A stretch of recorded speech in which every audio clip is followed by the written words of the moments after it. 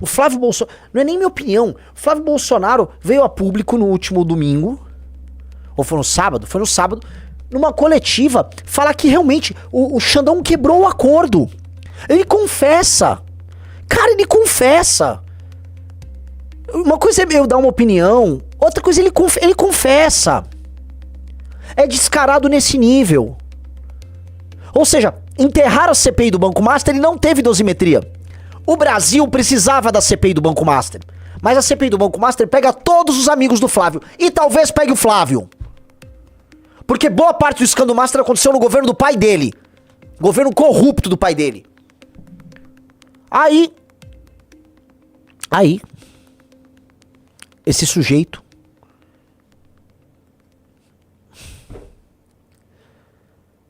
vem a público brigar. Não, o Xandão quebrou o acordo. Então tinha acordo. Cara, vamos lá. E mais uma vez, sempre ele, Alexandre de Moraes. Eu acho estranho porque foi o próprio Alexandre de Moraes que escreveu o texto que foi aprovado no Congresso Nacional da dosimetria. Foi o próprio Alexandre de Moraes que interditou o debate no Legislativo, tanto na Câmara quanto no Senado, porque nós queríamos anistia ampla, geral e restrita. Aí, estranhamente, né, o relator lá na Câmara, que tem muita proximidade com o Alexandre de Moraes, parecia que recebeu ligações diretamente dele sobre o que poderia ou não poderia estar nesse texto da dosimetria. Portanto, feito, segundo o próprio relator Paulinho da Força, que dizia que o texto que nós aprovamos na Câmara dos Deputados e no Senado foi um texto autorizado pelo Alexandre de Moraes, e agora, muito estranhamente, ele vai dar essa canetada, não sei detalhes, estou sabendo agora exatamente qual foi o fundamento, não sei, mas parece mais uma vez um jogo combinado, mais uma vez é a democracia que fica abalada, é uma decisão do Congresso Nacional, em sua grande maioria, defendendo a lei da anistia e uma canetada monocrática, mais uma vez, o ministro do Supremo revoga a decisão de nós, os verdadeiros representantes do povo. Mas o Brasil parece que está se acostumando com isso, mas nós não vamos nos acostumar. Você vai acostumar, brother. Você é isso. Você é fruto disso. Você só é senador porque você e teu pai fizeram um acordo com o STF e brecaram as investigações sobre o escândalo da rachadinha. Brecaram primeiro com o Dias Toffoli, que tirou as provas coletadas pelo COAF, e depois o Gilmar, de maneira vergonhosa, rasgando a legislação brasileira, falou assim, ó, pra vocês entenderem como parou o negócio da rachadinha.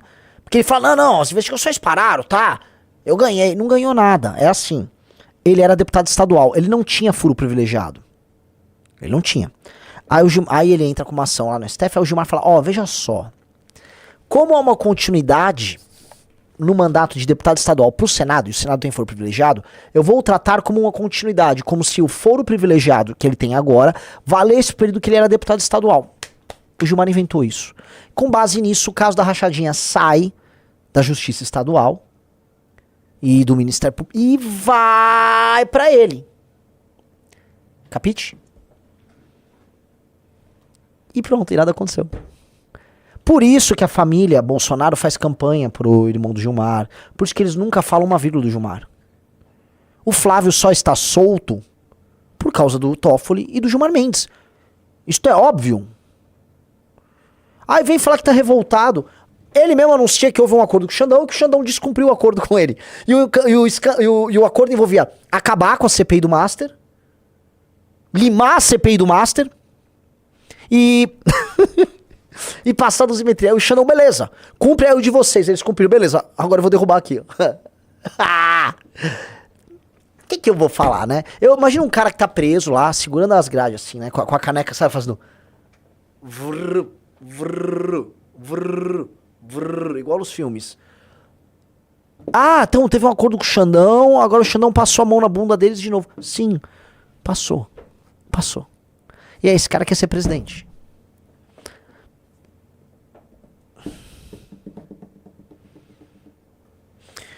A gente percebe, meus amigos, que a maior parte dos pré-candidatos a qualquer coisa, que as pessoas que estão na política, elas são insinceras e que elas estão fingindo e enganando os outros o tempo todo.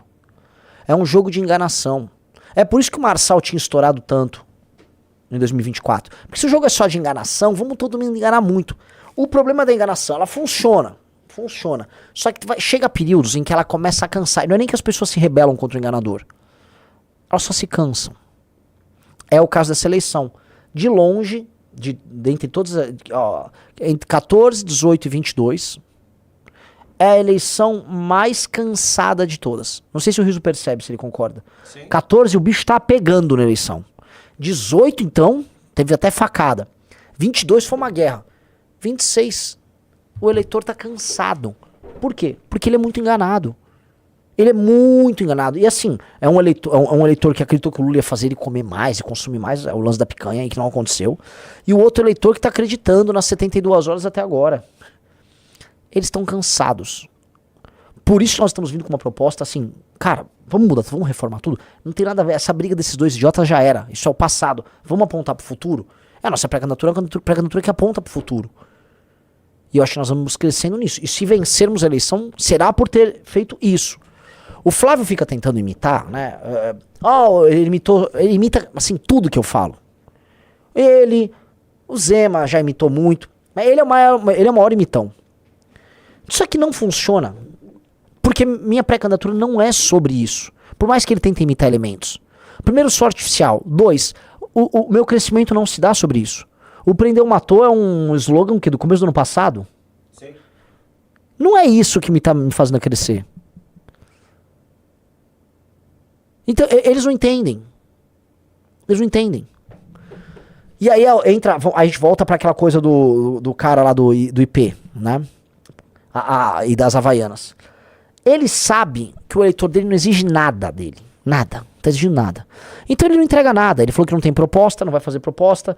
Vota com o governo em tudo que ele considera polêmico. Ou seja, ele é pior do que um tucano. Os tucanos eram mais corajosos do que esse cara. O cara conseguiu, assim, o feito de fazer, sei lá, o José Serra parecer ter mais bolas do que ele, sabe? Isso é um feito. O cara é um prodígio. O cara conseguiu um feito miraculoso. Os tucanos parecem mais dignos, né, mais bem posicionados do que esses caras. E ele entende, ao fim, que meu eleitor é isso, cara. Meu eleitor vai tomar detergente, cara. Meu eleitor vai se preocupar assim, tem um cara, tem um vídeo constrangedor, que ele faz um facão de Havaianas. E aí ele fica com escrito Bolsonaro. Aí ele fica com o facão cortando uma... Cara, para. Meu senhor, se acalme. O que fizeram com a geração dos nossos pais e avós? O que fizeram com eles? O que a internet fez? O que esses influenciadores fizeram? Eu converso com elementos da direita americana, elementos jovens da direita americana, eles falam, cara, a gente não consegue se livrar da ditadura boomer. É uma ditadura boomer. Porque talvez a política pra gente é feita nessa categoria direita e esquerda, como ela é, muito por conta da ditadura boomer, que traz essa dicotomia lá dos anos 60. E aí esses critérios, essas categorias políticas, né, da forma como elas se dão, elas moldaram a forma deles e das gerações seguintes de pensar. Percebe-se que a geração Z tá querendo fugir disso. Tanto nos Estados Unidos, quanto aqui. Nós somos símbolo disso. Cara, dá pra fazer algo diferente. Acho que o maior símbolo de alguém que está fazendo algo diferente e não tá preocupado com essas amarras é Nayib Armando Bukele Ortiz. O Nayib Bukele, quando ele foi prefeito de São Salvador, quando ele concorreu a primeira vez para presidente, não foi sendo um candidato de direita. O Nayib Bukele é algo novo. Ele transcende. Ele é o primeiro a fazer essa... Talvez no Japão aconteça algo similar. Agora, em última instância, os regimes que vêm funcionando no mundo, são os regimes asiáticos, eles também transcendem. Não sei se Rafael Mendes concorda. Singapura transcende, Coreia transcende, China transcende. Transcende essa barreira, tipo, quando a China mata ladrão, pune assim, com prendeu, matou. China é prendeu, matou. Sim. A China é de direita ou esquerda? Quando a China ela é pró-business, ela é de direita ou esquerda? Quando a China, vamos ser claro, é responsável nos gastos públicos, ela é de direita ou esquerda? Quando a China é soberanista, ela é de direita ou esquerda? Quando a China tem política de metas para os administradores das suas províncias, ela é de direita ou esquerda? Eu não sei e não preciso saber, eu só sei que funciona. Entendeu? Singapura, mesma coisa. El Salvador, o Bukele. Como é que o Bukele foi na pandemia? Ele foi um libertário na pandemia, Riso? Ele fez um lockdown super restrito. Ah, então ele é um comunista da pandemia, da fraudemia? O Bukele recebeu dinheiro chinês para fazer uma super biblioteca. Ele é comunista. O Bukele equipou com super tecnologia o sistema de saúde estatal e centralizado dele, o SUS dele. Isso é de esquerda ou de direita? Vocês estão entendendo? O Bukele não tá nessas categorias? Eu não tô nessas categorias. Não quero estar e o projeto nosso não pode estar. Essas categorias dessa briga de retardado mental, eu vou tomar IP aqui, tá? Aí o outro, eu sou uma trans! Ai, a poesia do cu! Eu não quero ter nada a ver com esses caras. Nós não temos... Essas pessoas estão interditando o nosso futuro. Você não consegue comprar um apartamento porque tem um velho boomer falando de detergente e tem um retardado fazendo greve na USP. Gostou do vídeo? Inscreva-se e faça parte da geração que vai mudar o Brasil.